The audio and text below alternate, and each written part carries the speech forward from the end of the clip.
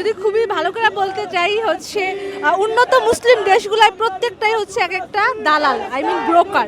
কারণ ইন্টারনেটের যুগে সবাই স্ক্রল করেই যাই আমরা ভিডিও, কিন্তু আমরা কেউ মনের ভিতর থেকে দেখি না, কখনো ভেবে চিন্তে দেখি না যে না আমাদের ভাই বোনের বিপদে আছে, আমাদের তাদের পাশে থাকানো দরকার। From the river to the sea, Palestine will be free. From the river to the sea, Palestine will be free. আমি একজন climate activist.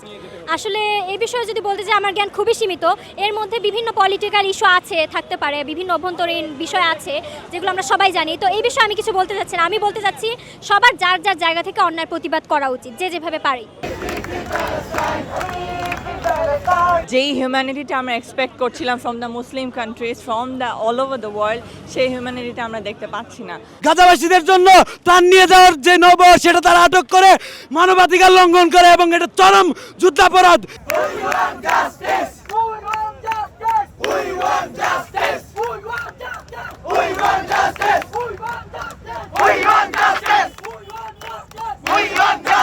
From the river to the sea, Palestine will be free. From the river to the sea, Palestine will